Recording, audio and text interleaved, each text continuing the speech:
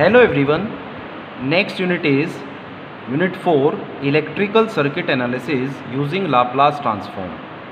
ठीक है, इस यूनिट में हमें इलेक्ट्रिकल सर्किट एनालिसिस स्टडी करना है यूजिंग लाप्लास ट्रांसफॉर्म. तो हमें पहले पता होना चाहिए लाप्लास ट्रांसफॉर्म क्या होता है, वो हमने मैथ्स में हमें स्टडी करना है. ठीक है, लाप्लास ट्रांसफॉर्म क्या होता है. तो इसमें सबसे पहले हम, अभी तक आपने लाप्लास ट्रांसफॉर्म अगर मैथ्स में नहीं पढ़ा है तो उसको आप पढ़ेंगे तो ये समझ में आ जाएगा लाप्लास ट्रांसफॉर्म क्या होता है. तब अपना इलेक्ट्रिकल सर्किट एनालिसिस हमें अच्छे से क्लियर हो जाएगा. तो इसमें सबसे पहले जो हमें टॉपिक लेना है वो लेना है input test signals. Input test signals. ठीक है, जो आपके स्टैंडर्ड टेस्ट सिग्नल्स होते हैं वो कौन कौन से होते हैं. इसमें पहला होता है आपका unit step function. Unit step function.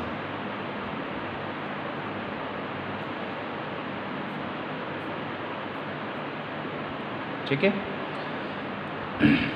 जो यूनिट स्टेप फंक्शन होता है that is denoted by ut is equal to. ठीक है, इसकी जो डेफिनेशन होती है वो क्या कहती है कि ये जो फंक्शन होता है वो ज़ीरो होता है when t less than equal to zero, और इसका वैल्यू होता है 1 when t greater than zero.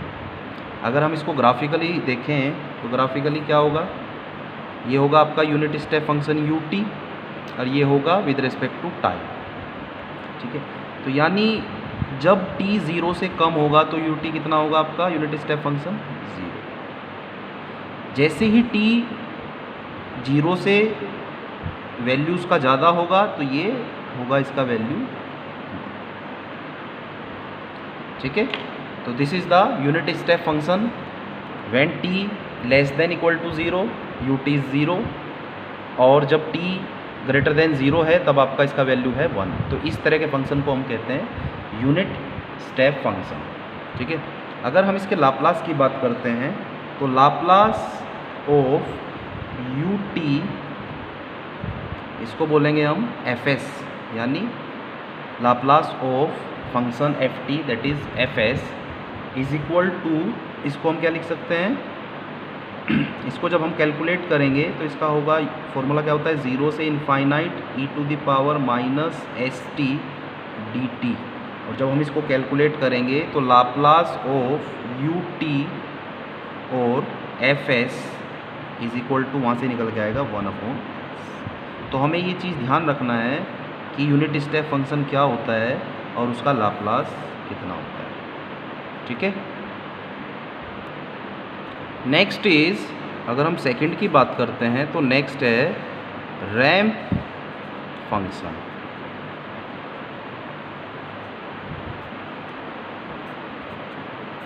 ठीक है, जो रैंप फंक्शन होता है which is denoted by RT. तो पहले ग्राफ देखते हैं हम रैंप फंक्शन का कैसा ग्राफ होता है. t ft यानी function of time. Ramp function क्या होता है, एक स्ट्रेट लाइन होती है. ठीक है, इस तरह से इसको डिनोट करते हैं, ये ज़ीरो होगा. ठीक है, तो ramp function is denoted by RT is equal to, इसका अगर हम इक्वेशन लिखेंगे तो RT is equal to t, और जो इसका fs होगा यानी Laplace of ft is equal to कितना होगा, अगर हम कैलकुलेट करेंगे तो ज़ीरो से infinite t into e to the power minus st dt. और जब इस fs को हम कैलकुलेट करेंगे तो ये आ जाएगा 1/s². तो ये चीज़ हमें याद रखना है, क्या रैंप फंक्शन होता है उसका लाप्लास कितना होता है. ठीक है, नेक्स्ट हम देखेंगे third one is parabolic function.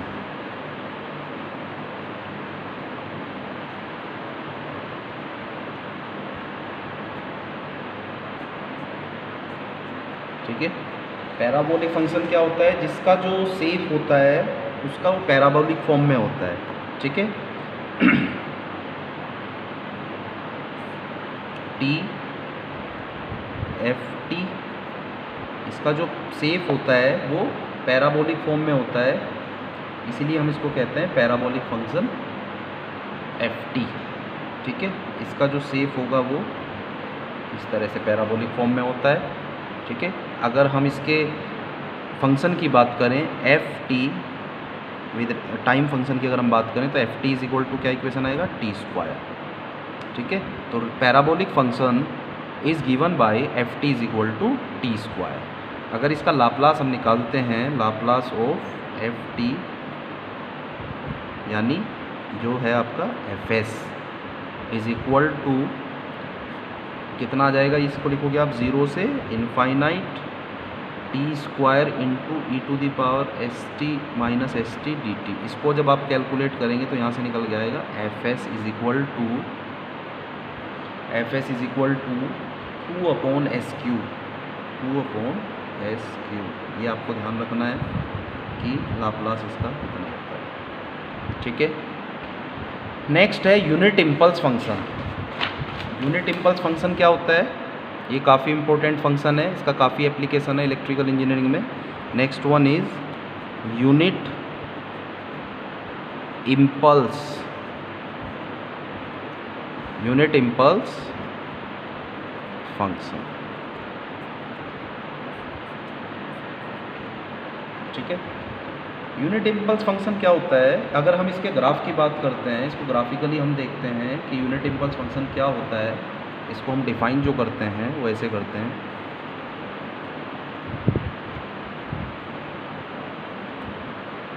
t unit impulse function is denoted bye del t, और इसका वैल्यू जो होता है t इज इक्वल टू 0 पर 1 होता है, अदरवाइज इसका वैल्यू 0 होता है except t is equal to 0। तो del t is defined at, अगर हम मैथमेटिकली बात करते हैं तो del t unit impulse function is defined as it is 1 at t is equal to 0, otherwise when t is not equal to 0 it will be 0. So this is the mathematical definition of unit impulse function. Also del t is equal to differentiation with respect to time of ut, यानी unit impulse function का अगर differentiation आप करें with respect to time that gives you impulse function.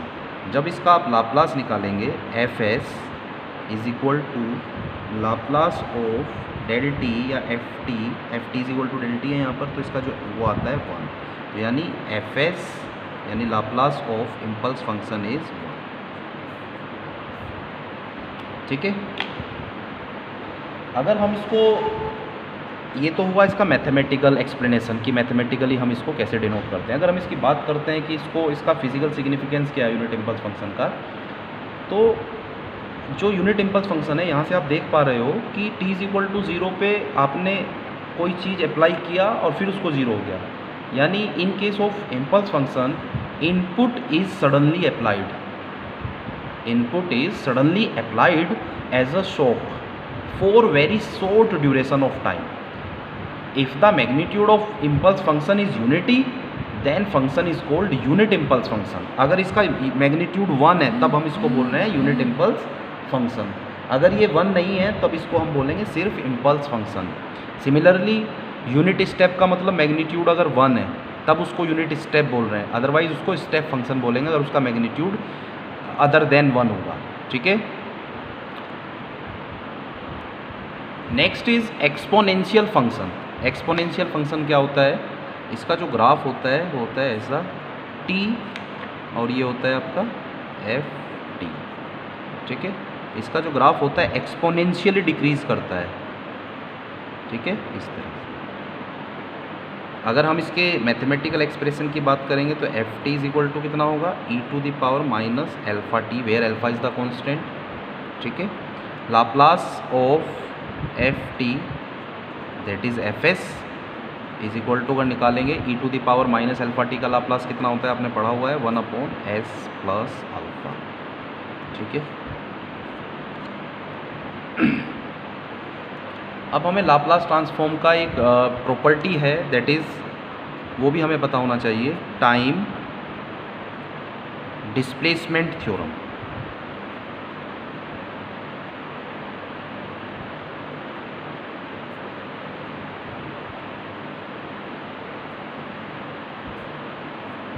ठीक है, अब time displacement theorem क्या होता है? ये हमारा प्रॉपर्टी इलेक्ट्रिकल जो हम सर्किट सोल्व करेंगे उसमें यूज़ होगा। तो इसको हम मैथमेटिकली एक्सप्लेन कर सकते हैं कि if Laplace of F T is equal to F S, then Laplace of F T minus capital T minus capital T is equal to e to the power minus S T into F S. ठीक है, where the function F T minus T is the function F T displaced by time T. अब ये चीज़ क्या है मैं आपको अभी बता रहा हूँ। ठीक है, कि इसका क्या मतलब है। मैथमेटिकली होता है, अगर एफ टी का लाप्लास एफ एस होगा तो एफ टी माइनस टी का लाप्लास कितना होगा? E to the power minus S T F S. ठीक है, अगर मैथमेटिकली हम बात करें तो इसका क्या मतलब होता है, अगर हम ग्राफ से इसको देखें, ये सपोज एफ टी है और ये टी है। ठीक है, और ये 0 है और ये एक यूनिट फंक्शन है, यूनिट स्टेप फंक्शन है 1। अगर आप बोलो कि sir F T minus T कितना होगा, तो एफ टी माइनस टी कितना होगा? T F T minus T को कैसे आप उसको शो करोगे ग्राफ में? तो टी माइनस टी बेसिकली ये टी टाइम से क्या हो जाएगा? सिग्नल डिले हो जाएगा, यानी टी टाइम बाद स्टार्ट होगा। यहाँ पे इससे पहले क्या होगा? ये इससे पहले। ठीक है, तो this is the F T minus T. अगर आप Laplace of F T plus T calculate अगर आपको करना है तो वो कितना आ जाएगा? E to the power S T into F S. ठीक है, तो this is the time displacement property. ठीक है, थैंक यू।